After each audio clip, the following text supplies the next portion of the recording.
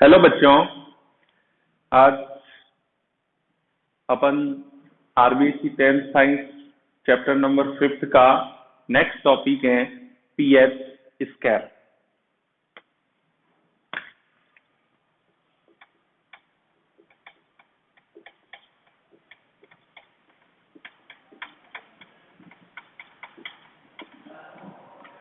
PH scale जो है 1909 के अंदर जर्मन साइंटिस्ट थे, जर्मन वैज्ञानिक थे सोरेनसन।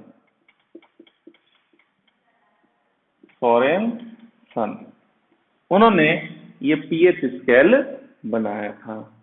यहाँ पीएच स्केल होती क्या है? जैसे अपन को पता है तापमान मापना होता है तो उसके लिए हमें एक थर्मामीटर की जरूरत पड़ती है।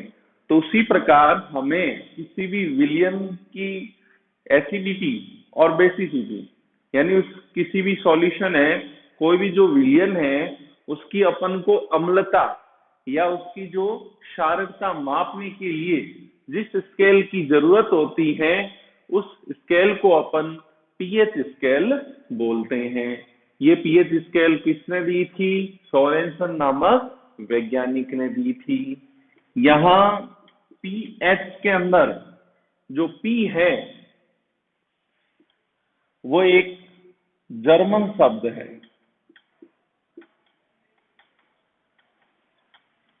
जो पुसान से बना है। किससे बना हुआ है? पुसान, पोटेंस।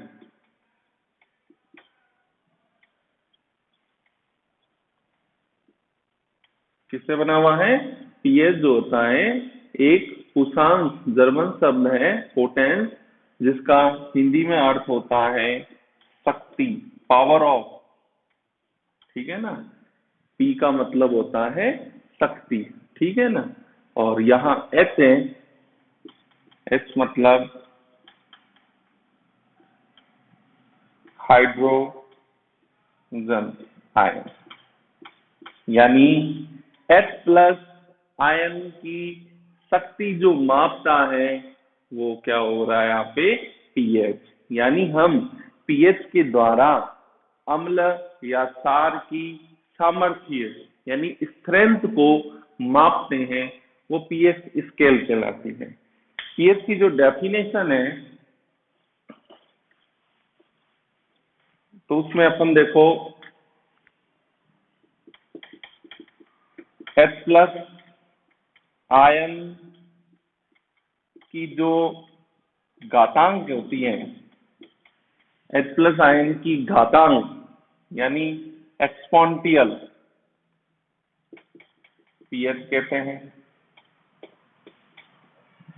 एक तो ये डेफिनेशन, H प्लस आयन की घातांक को क्या कहते हैं? अपन पीएच कहते हैं।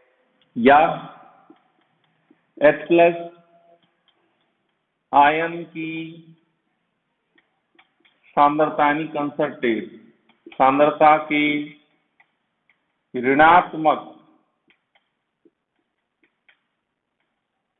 लघु गणक यानी लॉगरिथम। H प्लस आयन की सांद्रता के ऋणात्मक लघु गणक को पीएच कहते हैं। ठीक है? इसको फॉर्मूले के बेस के रूप में अपन लिखेंगे minus log H plus ion की कंसंट्रेशन। ठीक है? अपन को पता है ये H प्लस सॉल्यूशन में होता है, तो जब पानी का सॉल्यूशन होता है तो H प्लस और पानी मिलके एक आयन बन जाता है हाइड्रोनियम आयन। तो अपन इसको H की जगह ये भी लिख सकते हैं,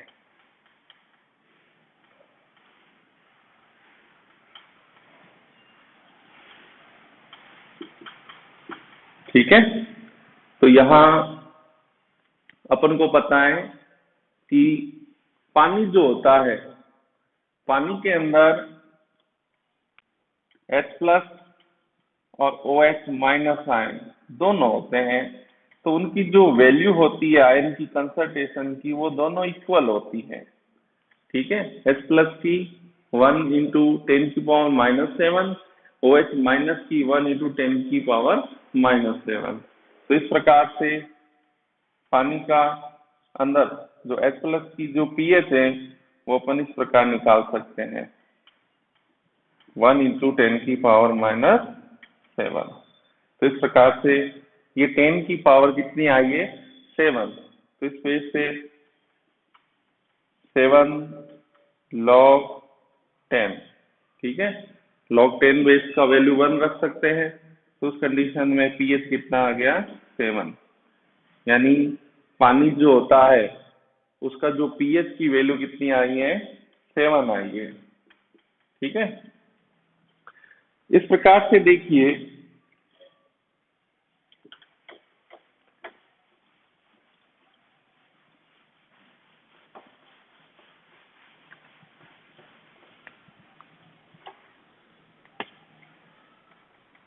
pH स्केल,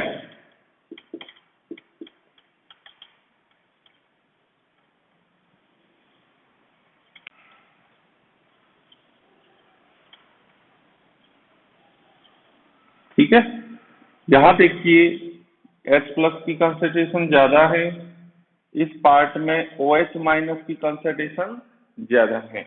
इसका एक सेंटर पॉइंट ले ले बिल्कुल बीचों बीच में, ठीक है। तो यहाँ देखो ये 0 से चालू करते हैं, ये 14 तक है। जो pH स्केल होती है वो 0 से चालू होके 14 तक होती है। सेंटर पॉइंट जो होता है वो 7 है। तो 7 जो pH रखता है उसको अपन न्यूट्रल बोलते हैं, उदासीन, ठीक है। उसकी जो नेचर होगा वो उदासीन होगा। 0 से 7 के बीच में जो रखता है उसका जो नेचर होता है वो एसिडिक होता है, यानी अम्लीय पीएच रखा जाएगा वो। और 7 से 14 के बीच में जो होता है उसका नेचर कैसा होता है, क्षारीय। तो इस प्रकार से ये पीएच स्केल हो गई। बोर्ड में 2 बार इसका क्वेश्चन आ चुका है कि भाई पीएच स्केल का नामांकित चित्र बनाएं। तो आपको इतना सा चित्र बनाते ही आपको 2 नंबर का क्वेश्चन सोल्व हो जाता है। इसी प्रकार अपन यहाँ देखें, जब pH बराबर 7 होता है तो विलयन की प्रकृति क्या रखी जाएगी, उदासीन। जब pH लेस देन 7, जब pH की वैल्यू 7 से कम होती है तब क्या कहोगे, अम्लीय। When pH ग्रेटर देन 7 तब क्या कहोगे, विलयन की प्रकृति कैसी होती है, क्षारीय। ठीक है, तो इस प्रकार से अपन किसी भी सॉल्यूशन है उसका पीएच ज्ञात करके उसकी अपन प्रकृति का निर्धारण कर सकते हैं। पीएच 7 होता है तो क्या होगा, उदासीन विलयन। पीएच जब 7 से, इसको ऐसे बोला जाता है पीएच लेस देन 7 मतलब 7 से कम, तब अम्लीय। पीएच ग्रेटर देन 7 तब विलयन की जो प्रकृति होती है वो क्षारीय होती है। तो इस प्रकार से आप देखें कि जब विलयन के अंदर पीएच का मान 7 से कम आ रहा है तब तो अपन उसको कह रहे हैं अम्लीय प्रकृति। ठीक है, उसी प्रकार यहाँ पीएच का जो मान है वो H प्लस की कंसंट्रेशन या OH माइनस आयन की कंसंट्रेशन के ऊपर निर्भर करता है। अगर H प्लस आयन की सांद्रता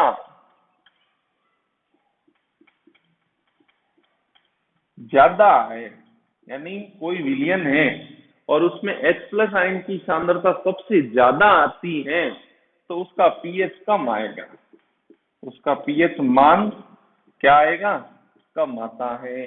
ठीक है, उसी प्रकार जिसके अंदर OH माइनस आयन की सांद्रता ज्यादा होगी तो उसका जो पीएच मान है वो बेसिक नेचर का रहेगा, क्योंकि OH माइनस से सारे को रिलेटेड करते हैं। ठीक है, एक हमारा क्वेश्चन है,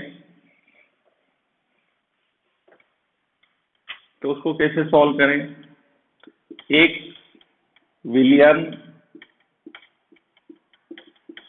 जिसमें H प्लस की सांद्रता 1 × 10⁻⁴ है, तो विलयन की पीएच ज्ञात करें और विलयन की प्रकृति बताएं, नेचर कैसा है। तो आप देखिए पीएच का फॉर्मूला -log10 H प्लस की कंसंट्रेशन, H प्लस की वैल्यू रखो, pH is equal to -log10 1 × 10⁻⁴। 10 का जो बेस है वो कितनी, उसकी जो घात है कितनी है, 4, 4 को आगे लिया है, तो 4 log 10। तो इस प्रकार से pH कितना आ गया, 4। ठीक है, इस प्रकार से देखिए जब pH 7 से कम आ रहा है तो विलयन की प्रकृति कैसी हो गई, यहाँ पे अम्लीय प्रकृति का विलयन। तो एक ऐसा क्वेश्चन भी है हमारी बुक में। ठीक है, नेक्स्ट लेते हैं अपन कुछ उदाहरण है इंपॉर्टेंट जो बोर्ड में पूछे भी जाते हैं कि कौन कौन से विलयन, कौन कौन से सॉल्यूशन होते हैं। तो सबसे इंपॉर्टेंट देखिए, रुधिर, ब्लड। ब्लड जो होता है अपन को पता है वो क्षारीय प्रकृति का होता है। जब हम ब्लड को चखते हैं, टेस्ट करते हैं, तो हमें नमकीन जैसा टेस्ट आता है। तो इसकी प्रकृति कैसी होती है, क्षारीय, और ब्लड का पीएच लगभग होता है 7.4। ठीक है, उसी प्रकार मिल्क, जिसको अपन दूध बोलते हैं, यह भी हल्का सा अम्लीय नेचर रखता है। ये लगभग 6.5 से 6.6 के आसपास होता है, हल्का सा अम्लीय होता है, यानी इसका भी नेचर अम्लीय प्रकृति का होता है। ठीक है, शुद्ध जल, अगर क्या बोला जाए, शुद्ध जल, उसका पीएच कितना होता है, 7 होता है, ये ध्यान रखना। हमारा पाचक रस, गैस्ट्रिक जो जूस होता है, आमाशय रस, वो लगभग आपके 2.2 से लगभग 3 के आसपास होता है। ठीक है, ज्यादा अम्लीय होता है। तो इस प्रकार से कुछ एग्जाम्पल्स हैं। ठीक है, उसी प्रकार देख लो मिल्क ऑफ मैग्नीशिया, ये पीएच 10 से अबो रहता है। ठीक है, 10 से अबो ही रहता है। ठीक है, स्ट्रॉन्ग बेस से पास आ जाता है। तो उस प्रकार से NaHlF स्ट्रॉन्ग बेस होता है, ये 14 होता है, 14 के आसपास होता है। हाइड्रोक्लोरिक HCl होता है, ये लगभग 0.1 के आसपास, 1 के आसपास रहता है। ठीक है,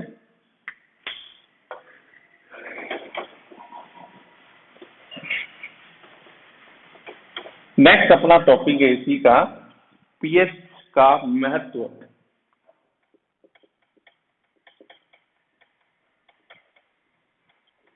फर्स्ट, पीएच देखिए, हम जब हमारे को एसिडिटी हो जाती है, ज्यादा भोजन करने से क्या होता है, अपच की कंडीशन में हो जाता है, तो हमारे को पेट जो होता है उसमें एसिडिटी हो जाती है, गले के अंदर या आमाशय में हाइड्रोक्लोरिक HCl बन जाता है।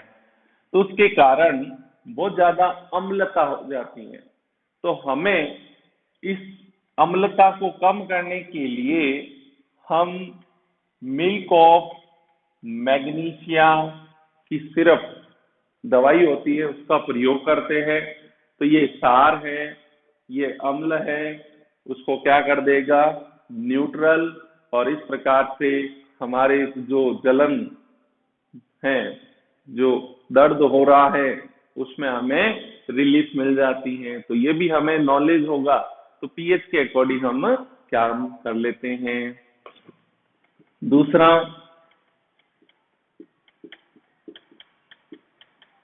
टूथ डिके, दंत क्षय। सुबह उठते ही हम कॉलगेट करते हैं, ये क्यों करते हैं?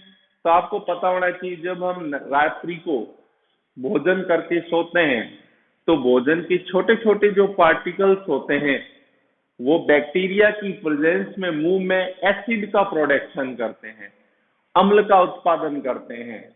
और वो अम्ल क्या करता है, हमारे जो दांत की जो कठोर लेयर होती है, स्ट्रॉन्ग जो लेयर होती है इनेमल, ठीक है, उसको ये क्या करते हैं, क्षय करने लग जाते हैं। क्यों? क्योंकि देखो बैक्टीरिया जो है वो हमारे मुंह में क्या उत्पन्न करते हैं, अम्ल, और उसके कारण जो हमारे मुंह का जो पीएच है वो 5.5 से कम होने लग जाता है। क्योंकि हमारे जो मुंह का पीएच होता है वो लगभग 6.5 के आसपास होता है, ठीक है, नॉर्मली 7 के बीच में रहता है, उसमें चेंज होता रहता है। लेकिन जैसे ही बैक्टीरिया जो है रात्रि को भोजन को डिके करते हुए हमारे मुंह का पीएच 5.5 से क्या कर देता है, कम, तो उस प्रकार से हमारी जो दांतों की जो कठोर परत होती है इनेमल, वो क्षय होने लग जाती है, जिससे हमारे दांतों के अंदर सड़न पैदा होने लग जाती है। तो उसको बचाने के लिए हमें क्षारीय टूथपेस्ट का प्रयोग करते हैं।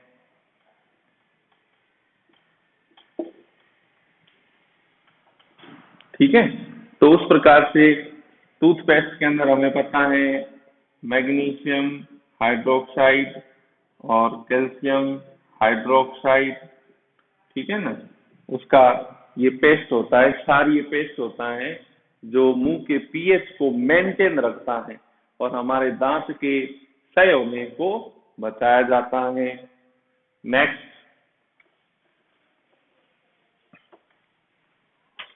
थर्ड थर्ड देखिए, मधुमक्खी का डंक या लाल चींटी, इनके स्टिंग के अंदर फॉर्मिक एसिड पाया जाता है। पढ़ा था हमने पहले भी, फॉर्मिक एसिड। जैसे ही कोई मधुमक्खी हमें डंक मारती है तो वहां पे डंक के अंदर फॉर्मिक एसिड होता है, जिससे हमें जलन वगैरह होती है, दर्द होता है। तो ये एसिड है, तो हमें क्या करना चाहिए, इसके ऊपर शार्प बेस लगाना चाहिए। तो उसमें देखिए सोडियम बाइकार्बोनेट के विलियन से हमें धोना चाहिए 100 बार, ठीक है, सोडियम बाइकार्बोनेट की विलियन से धो सकते हैं। उसके ऊपर हम कॉलगेट लगा सकते हैं, ठीक है, क्योंकि कॉलगेट की जो नेचर है वो कैसी होती है, क्षारीय होती है। कैसी होती है, क्षारीय। तो इस प्रकार से हमें जलन और दर्द से राहत मिल सकती है। नेक्स्ट,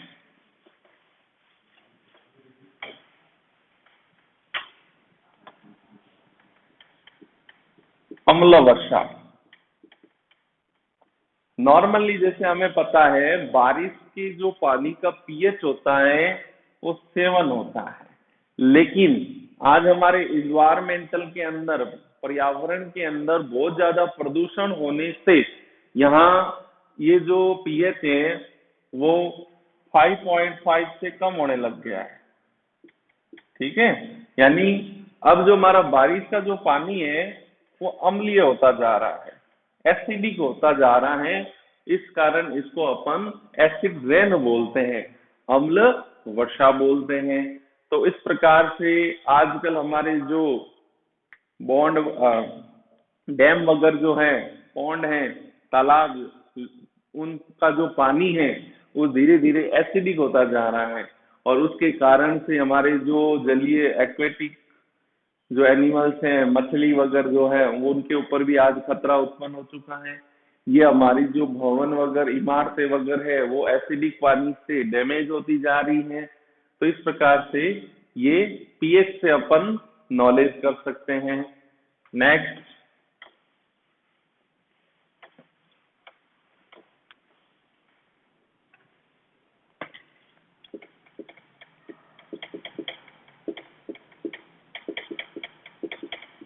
कोई भी किसान अपनी फसल बोने से पहले वो अपनी मिट्टी का क्या करता है, पीएच का मापन करवाता है। अगर उसकी मिट्टी का पीएच 7 से कम आ रहा है, यानी कैसी प्रकृति हो गई, अम्लीय, तो वो उसको नॉलेज हो जाएगा कि अब उसको कौन सी खाद डालनी है, तो वो अब क्षारीय खाद डालेगा। ठीक है, जो उर्वरक डालेगा, फर्टिलाइजर जो डालेगा वो बेसिक डालेगा। अगर उसका पीएच 7 से ज्यादा आ रहा है तो उसकी मिट्टी जो है खेत की वो क्षारीय प्रकृति की है, तो वो कौन सी खाद डालेगा, अम्लीय खाद डालेगा। ठीक है, उसी प्रकार वो अपनी मिट्टी के पीएच सॉइल ऑफ टेस्ट करवा के उसको पता लग सकता है कि मेरी जो मिट्टी है खेत की वो कौन सी फसल के लिए ज्यादा इंपॉर्टेंट रखती है, तो वो उसी के अनुसार अपनी फसल को बोता है और अच्छी पैदावार को प्राप्त करता है। तो इस प्रकार से वो मिट्टी के पीएच के द्वारा अपनी फसल मैनेजमेंट को वो अच्छी तरह से रिकवर कर लेता है। तो इस प्रकार से पीएच की ये हमने इंपॉर्टेंस पढ़े हैं। ठीक है, ये अपना टॉपिक आज पीएच स्केल कंप्लीट हुआ है। और आपको ये आपसे निवेदन है, सोलंकी क्लासेस यूट्यूब चैनल को अधिक से अधिक सब्सक्राइब करवाएं, इसको लाइक करें और अधिक से अधिक शेयर करें, ताकि आप इस वीडियो को अधिक से अधिक बच्चों तक पहुंचा सकते हैं। Thank you.